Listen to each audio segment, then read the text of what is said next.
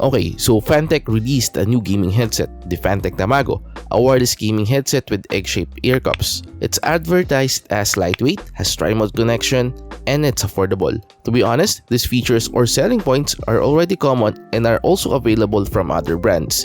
But can Fantech Tamago beat its competition with the aforementioned features? Let's find out.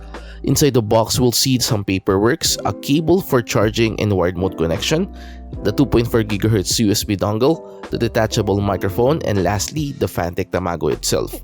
Like I said earlier, the Tamago is advertised as a lightweight gaming headset. If you check the weight, it's 166 grams without the mic, and with the mic, it weighs 174 grams.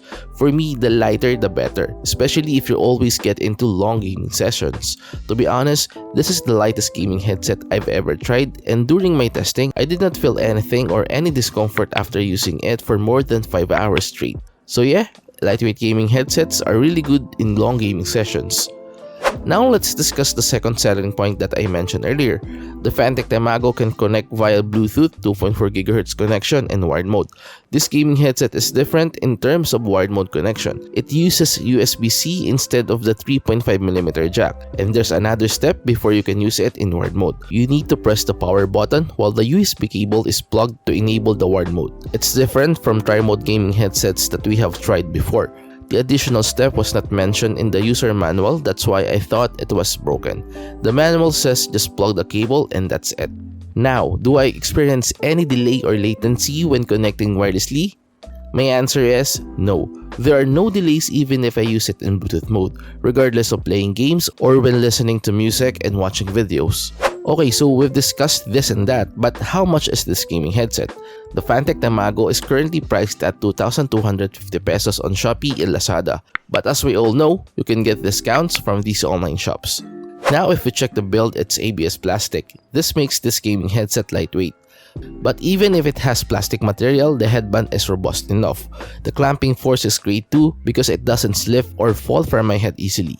Now if we check further, we can see that 80% of the headband is covered with cloth-like material and the foams are thick enough. To be honest, I'm not a fan of this cloth-like material because it absorbs sweat, and when all the sweat and dirt are accumulated, for sure it will smell. Aside from that, it's difficult to wash and clean because it's difficult to remove. Good thing the ear cushions are replaceable. However, I don't know if you can purchase extra cushions from Fantech. Hopefully yes, so that we can replace it anytime. Speaking of ear cushions, the ear cups of the Fantech Tamago covers all of my ears.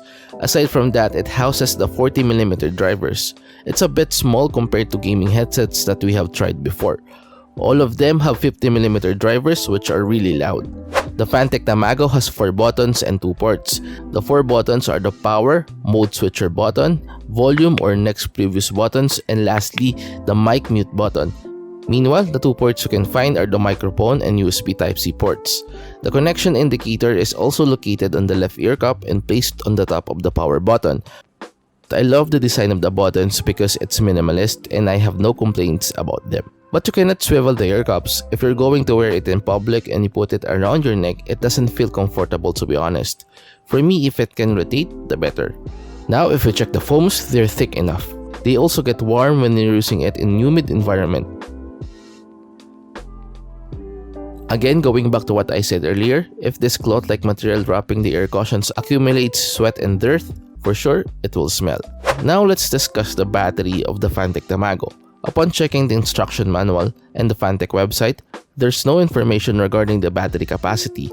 You can only find the advertised playback time, which is 18 hours. In my testing, the Fantech Tamago lasted for almost a week with an average daily usage of 2 to 3 hours, so I guess the advertised playback time is correct.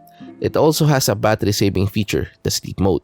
When it goes idle, it turns off. It also turns off when it's on and it's not connected to any device. As for the charging time, it took me 2 hours to fully charge the gaming headset. When charging, you'll see the indicator turn to red, and when the battery is full, the red lighting will disappear. With the results of my testing, I think the battery capacity of Tamago is around 1000 mAh. In terms of the battery performance, I did not encounter any issues at all.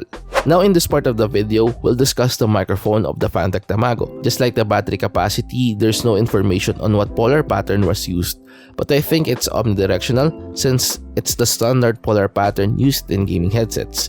Aside from that, the microphone is detachable and bendable. It also has an air filter attached to it. Now let's test this microphone and see and hear if it's good or not. So right now we're testing the microphone using the 2.4 GHz connection. Later we'll test the microphone again using the wired mode connection. So also we're recording in a loud environment, so you might hear some background noises. We're doing this because we want to know if the microphone has omnidirectional polar pattern or not. Yeah, so this is the sound of the microphone using the 2.4 GHz connection. Test 1 2 3, test 1 2 3. This is the sound of the microphone using the wired mode connection. Again, we're doing the recording this video in a loud environment just to check if the microphone is good or not in this kind of environment. Okay, so this is the sound of the wired mode connection. 1 2 3, test 1 2 3. So that's it. The Fantech Tamago has decent sound quality. It's not boxy too, which is a good thing for me. Also, I don't hear any distortions when listening to high-pitched sounds. Aside from that, the Fantech Tamago is advertised as a surround sound gaming headset. In my testing, the surround sound is good enough. The immersive level is just fine when playing games, listening to music, and watching videos. As for the bass, it doesn't kick. I mean, it's not heart-pumping, so I guess bass fans will not like this gaming headset. In my opinion, the Fantech Tamago can compete with gaming headsets at its price point. It has decent sound quality, good microphone, and lightweight. For me, its weight will spearhead this gaming headset. It's really good for long gaming sessions. However, I really don't like the cloth-like material on its headband and ear cushions. I wished Fantech used different materials instead. Now, will I recommend buying this? Yes, for people who are on a budget. But if you have tons of cash and you're picky in terms of sound quality, ignore this one. Go grab other gaming headsets above its price point. And that's it guys, we have reached the end part now. Hopefully you've enjoyed this video. Till our next, goodbye.